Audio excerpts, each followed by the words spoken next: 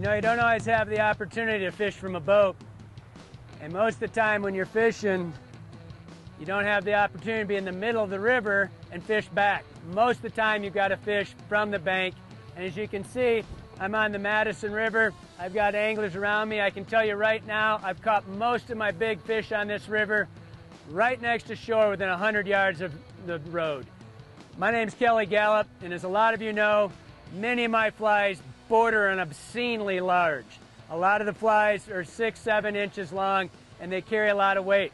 I need a line that will carry that fly for me and do the job efficiently. One of the most important aspects of this line for me was the very low stretch power core. What that means is when I get a big fish come up on a fly, I'm moving that line really fast. He comes up and eats it. I set the hook on him. I don't want stretch in my line. I want it to push that fly in that fish's face right now.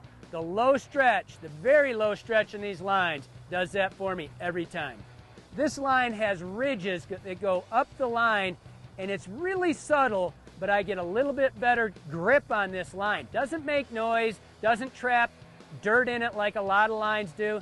It's got this super dry technology. It's slick as can be, but I still get this grip. No noise in the guides, not making all that noise, but I get that grip so when I go to set the hook, it doesn't slip through my hands. It's really important because a lot of you know we fish in a lot of cold water and a lot of cold environments. That line, that ridge in that line, as subtle as it is, it's still enough texture in my hand that when I set the hook, it doesn't slip in my hand, and that's really important. As you can see, there's a ton of rocks here.